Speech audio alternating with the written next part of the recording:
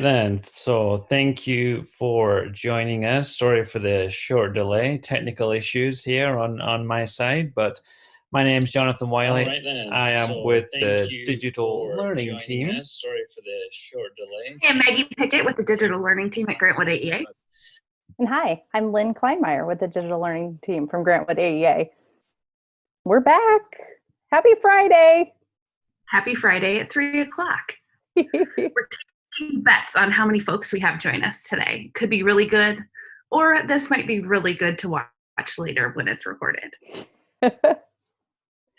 Well, it's a great way to kick off your weekend, right? A little food for thought, some exploration time, because today we are talking about Zoom breakout rooms.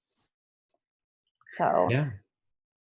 now that we've introduced ourselves, for those of you who are watching live, we would love you to introduce yourselves in the chat. I saw that we had a couple people who were already touching base and checking in, which yay, thank you. We would love to know who's joining us, what your role is, and if you are using Zoom to connect with your students, are you already using breakout rooms? And so as we're talking today specifically about Zoom breakout rooms, we would love to hear not only if you've used them, kind of your experiences, things you've loved and appreciated, and your questions as well. Yeah, so I will be monitoring that chat area there. Feel free to introduce yourselves if you like at this point. And if you have questions as we go through this, throw them in there and I will pitch them here to Lynn and Maggie, who are going to be our facilitators of this discussion. Would you guys like to maybe start off just by talking about where this fits in with our continuous learning plan? Absolutely. So I think we've got a couple of phases. Lynn, what are you thinking? When I think about Zoom by itself, that's kind of like a phase one kind of thing, where because it's your home base, your connection with your students. But today specifically, because we're talking about Zoom breakout rooms, I would put that in probably phase three, because phase three is really about communication and collaboration and providing those spaces for kids to do both of those. So I think I'd put it in phase three, definitely. What do you think? Well, I was definitely thinking phase three, but we also thought that it could be phase four as we think about really refining that learning experience for students and starting to differentiate and address maybe some barriers that students are having on the Zoom platform. Phase four and Zoom discussion breakout rooms really definitely phase four as well. We'll get to some of that. Yeah. So, I think about I think we're already kind of giving this pitch a little bit for why we would use Zoom breakout rooms and why we appreciate them. But Jonathan, in your mind, kind of what's the benefit of a Zoom breakout room? I feel like the breakout rooms give you the opportunity to maybe replicate some of those small group discussions that you might have had in the classroom face to face. And that's a little bit more difficult now that we are distance learning, but that's, one of the chances you've got to do that. It could be a chance for students to, reacquaint themselves a little bit more socially and connect with some of their classmates again. And if you're doing anything like, I don't know, like a jigsaw type strategy where you're splitting up content and having the kids look at it in different groups, then Zoom breakout rooms can be good for that too. Yeah. And Maggie, how about you? What do you see as the benefit of Zoom breakout rooms? Zoom breakout rooms really offer opportunity to address, we're all in a new learning environment, whether you're an adult or a student on Zoom.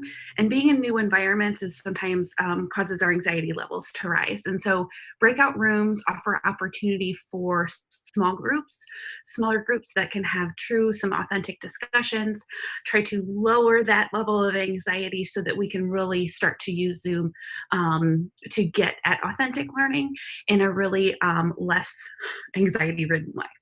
Yeah.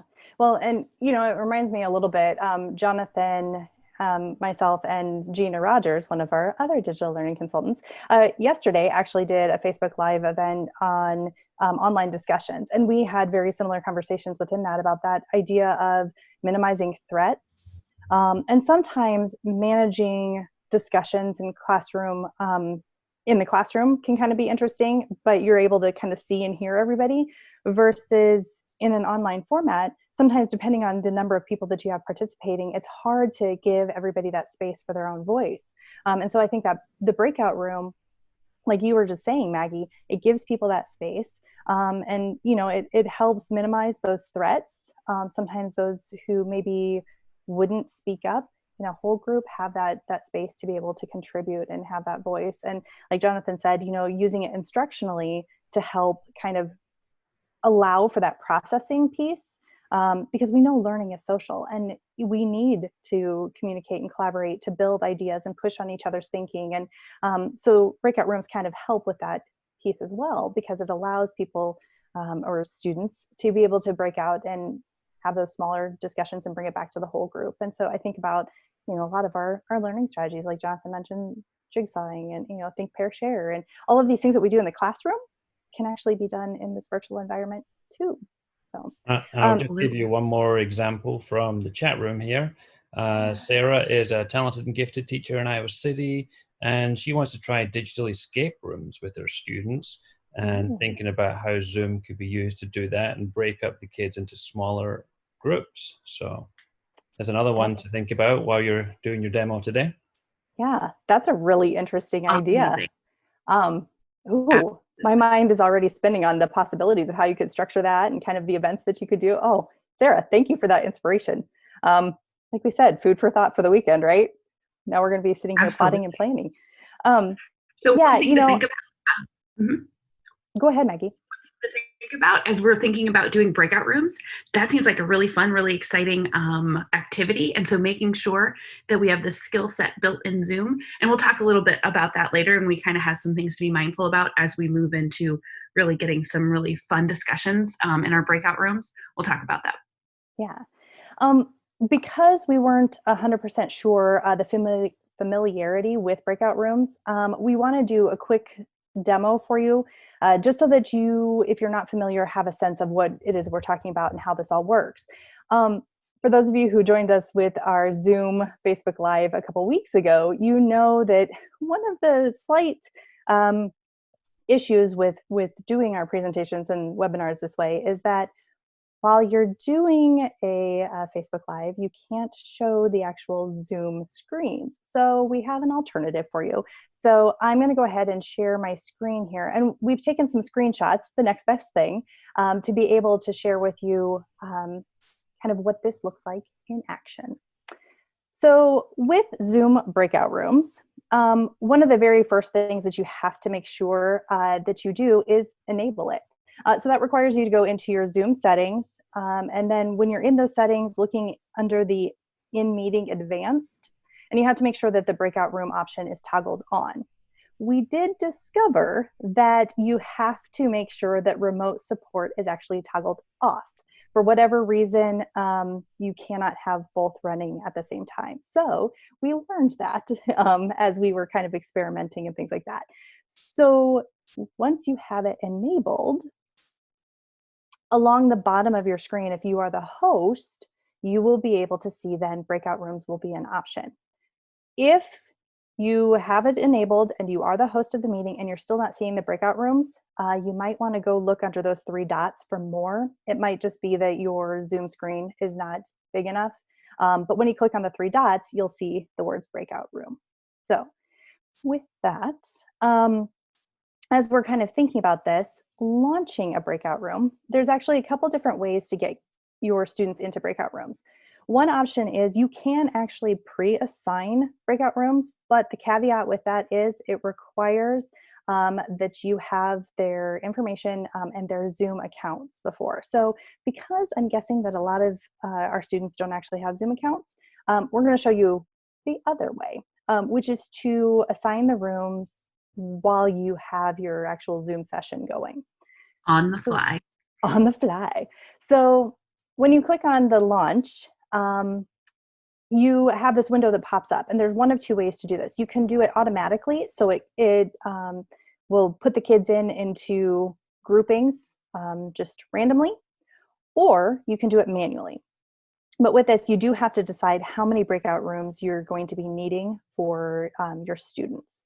And so with that, once you've decided how many breakout rooms and whether you want to assign them automatically or if you're going to do the assignment yourself, then you click the Create Breakout Rooms. One of the things to be mindful of is if you are doing this on the fly and you're doing the manual option, be mindful of, okay, what are you having your students do in the meantime? Because you definitely want to make sure it takes a second to set it up. So you want to have them engaged in some sort of meaningful conversation. So then Maggie, I don't know, do you want to take over for a little bit and kind of talk through a little bit of this screen? Yeah. So when we're thinking about once you say that, hey, I want to do breakout rooms, and you identify how many you want to do, you get this menu. And this is where you start to be able to pick what participants can or cannot do in those rooms. And so this is where you get to kind of put the controls on a little bit. If you want folks to be able to kind of come back and forth to the main room or to the breakout room, or how long you want those breakout rooms to last. And then if they leave, whether they come back to the main room or to those breakout rooms. There are a lot of kind of some little nuggets that you get to kind of control there. But once you kind of get that menu in place and get those controls how you want them to look, then you can also rename those breakout groups. So really great, if you're thinking about using breakout groups instructionally, a great opportunity as we think about starting with breakout groups. If you're going to keep the same breakout groups, they can name their group. If you're not going to have similar groups, go ahead and just name them, label them 1, 2, 3, or anyway, so you can name them. Then you start to manage them and start to put the students into those rooms. And this is where it gets, Lynn, if you want to kind of take this and talk through what you found yesterday when we were trialing. Yeah, so with the option, once you've got your students assigned to their rooms, and I love what Maggie just said about giving the kids the option to rename the group. There's a lot of conversation going on right now about how can you build community and how can you help kids, make those connections. And I think that's just a real simple, easy way to kind of help remove a barrier and have that sense of community built amongst the group that's going to be discussing. So I love that idea, Maggie. Mm-hmm. So within this, you do have the option, which is really, really nice, to be able to move participants if, for example, you're using the automatic and you want to kind of separate a couple kids for whatever reason, maybe they're best friends and they're already connecting outside and you want to have them connect with other students. Whatever the reason may be, you can actually move them to a different breakout room. And this is actually going to be super handy. I actually am working with a district where we're going to be moving people from room to room.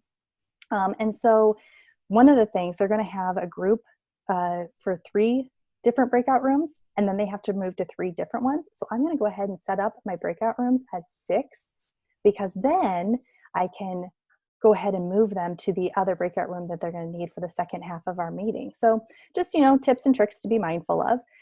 You can also do an exchange, which is very quick, swap one student for the other. So for example, on this lovely piece here, if I wanted to have Jonathan in breakout room 2 and Maggie in 1, I wouldn't have to move Jonathan and then move Maggie, just exchange them. So once you got all of that kind of situated, the next step is to actually open the rooms. And once you do that, one of the features that Maggie was mentioning under the options, there is a piece where you can send the kids automatically to a room or where there's the option to join. And so we do have a couple slides in here of what that looks like for the participants.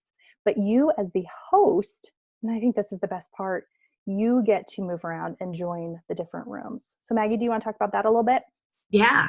So I don't know how many educators out there are having additional adults in their room with them. But what you are able to do right now, which I think is a really great benefit if you've got specials teachers or paraprofessionals or special education teachers, if you're doing any sort of co-teaching online, a great opportunity is to make them a co-host. And you can do that.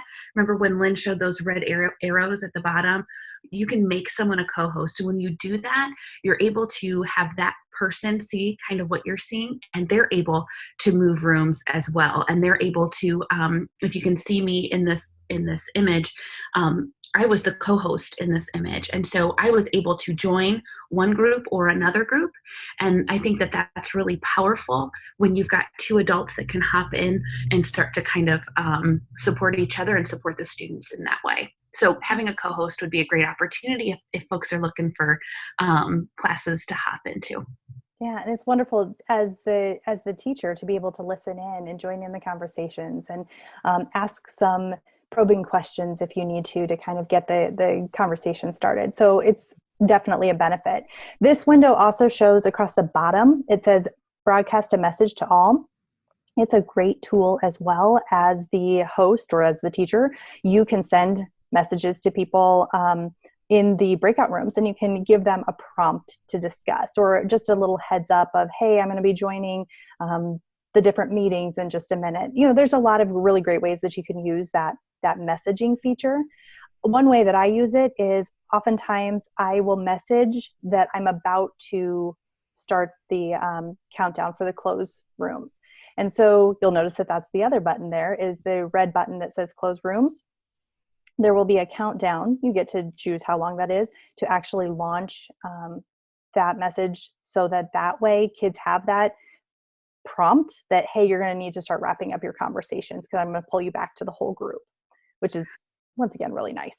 It's really nice. The other thing really nice, if you go to the next slide, is that when you're in those rooms, you're able to see, oh, it's not the next slide. This is what I was talking about a little bit ago when I was the co-host. So I was able to see, I could leave one room and join another room.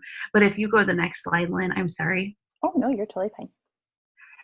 So when you're joining the breakout room, this is the message that you get.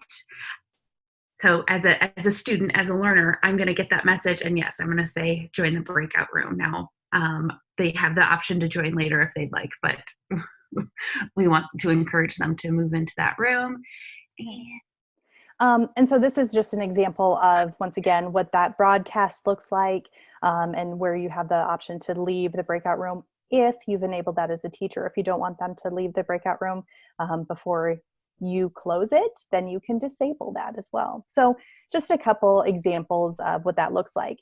Another piece, just a tip, is that oftentimes, you know, we give our students prompts and then we send them to go discuss. Well, if you're using a slide deck, for example, to display your prompt, when they go into those rooms, that disappears. And so this was a great suggestion by our fearless leader, Stacy Beamer, to actually drop the question, the prompt, into the chat and encourage the kids to open up the chat when they go to the room. So that way it's still there for them so that they don't get into the breakout room and go, okay, what are we supposed to be talking about? So it's just that scaffolding the conversation piece. So just some examples. Oh, yeah. Well, and I was just going to say another, you know, it's just another removing that barrier of taxing that executive function and the mental load, the cognitive load. Joining a Zoom room and a breakout room, those are two new skills. We like to talk about stoplight skills and matching. We would never match two red light skills. And if a discussion topic is a hard topic and you're going to match that with joining a breakout room, a discussion room, and they have to mentally hold that in their brain, that would be three skills that would be kind of hard. And so being able to post that question right there at the top and being able to communicate, and also just as you start moving into some of these breakout rooms, maybe having the cognitive load, like again, just get into a breakout room and describe how you want to name your group. That's a really great way to remove that cognitive barrier off the get-go, so we can just learn how to navigate through these breakout rooms. yeah. So I have a question from the chat for you ladies. Becky wants to know if students can move from one breakout room to another without the teacher's permission. Not to my knowledge, because the host is the only one who can assign the rooms and is the one that closes or opens those sessions. So the students don't have that option. Now, that being said, if you have that options piece set up where the students can leave the meeting or leave the breakout room and return to the main meeting session, they could leave early, but they can't go into a different breakout room. So that's a good question. Great question. And Maggie, I do want to circle back to what you were just talking about. I think you were making some great points about that idea of being really, really cognizant of the first time you go to use these breakout rooms, that it's a learning curve. It's an experience that you've got to kind of make sure that kids are prepared for. And so figuring out, number one, that entry point of when to introduce breakout rooms. I would definitely recommend that you spend a little bit of time building community as a whole first with your kids and getting very familiar with the platform itself before transitioning. But Maggie, as you think about this too, what other recommendations do you have for people in terms of if they're wanting to explore this? What things do they need to be mindful of? Mm-hmm. Being mindful just of people's skills in general, and knowing that building skills and making sure that we're addressing the cognitive load. This is a lot. There's a lot of navigation that goes on here. I think that's a big thing that always kind of floats up to the top of my mind, especially if Zoom is a new platform for them in general, and the breakout rooms, but also the idea of I'm going to go back to that anxiety component. Just because we're in smaller groups doesn't necessarily lessen the anxiety of students in this new platform, or if they have anxiety struggles in the first place. And so being really mindful about setting expectations, making sure that we have community norms, or whatever you want to call them, whether it's, whatever you want to call them, just making sure that we're really upfront with how we're going to respond and react to each other on this platform. Yeah. Once again, I'm going to give us a shameless plug for our Facebook Live event yesterday. I'm sure that Jonathan's been dropping some resources into the chat. Yesterday, we have a one-pager for you for Zoom, but also for online discussions. And I think, Maggie, you were hitting exactly some of those best practices pieces that we talked about yesterday. The only other one that I would add is, making sure that we are crafting experiences, discussions that are going to actually engage our students. Starting off very low threat, low risk, but making sure that we're really mindful of what are the discussions that we're encouraging students to have, and how long are they in those breakout rooms? Because I think that's another piece to that management side of things. Just like in your regular classroom, when you give students a chance to discuss, you read the lull of the room. You can hear the discussion, and then when it kind of drops off and the conversation maybe pivots, and maybe that's okay. But just being mindful of how long are you having the students engage in that breakout room conversation before coming back. I would strongly encourage you to think about that movement back and forth, and when that might be appropriate, that balance. And then something to maybe tag on to that again, I'm going to revisit a concept that we threw out there at the beginning. If you have other teachers in your building that are supporting individual students in your classroom, or specials teachers who are wanting to connect with their students, or even paraprofessionals, having them join your Zoom and act as just a co-teacher or an additional instructor to kind of go in and help you read some of these discussions, it's really beneficial. And then you guys could even use your phones to text back and forth, hey, this group's getting finished up, so that you can start to read that way. Or you can even send messages in the chat to each other individually. So I think there are some ways to address some of that, even if you're if you want to address it with additional folks to have part of your discussion. Yeah. Question from the chat, ladies. Yes. Sarah wants to know if you want the students to look at a resource online to discuss, can they add a link in the chat, or would it be better to share via Google Classroom? That's a really good question.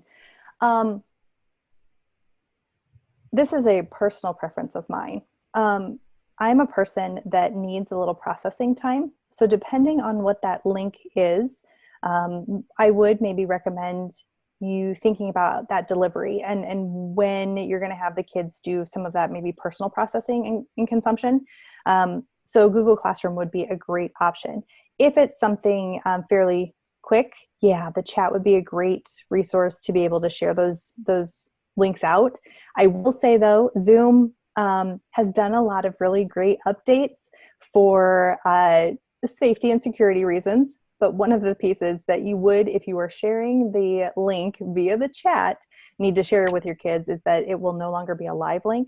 So they have to copy it and put it into another window. So being mindful of the management of that, they might have a couple different windows that they're toggling back and forth between, so just some things to consider. Both are great options though. Absolutely. Maggie, And I'm just gonna I would agree. I think the more ways you can get content to students, the better. Me personally, I would not want to pull it up on my computer. I would probably want to take it on my phone or whatever other device I might have available to me. If you have another device, because I like to have things in two different places. Some people even like to print things out, believe it or not. And so just providing as many means to get to that piece of content as possible, I think the better.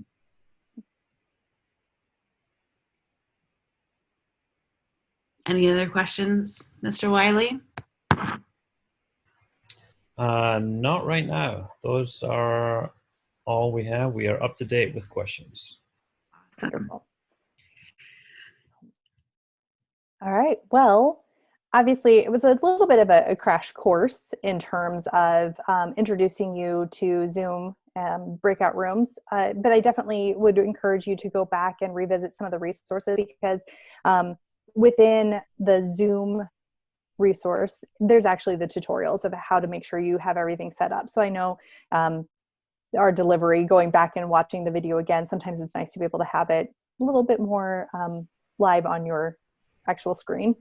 And definitely encourage you to go back to those online discussion resources that were dropped in the chat, along with our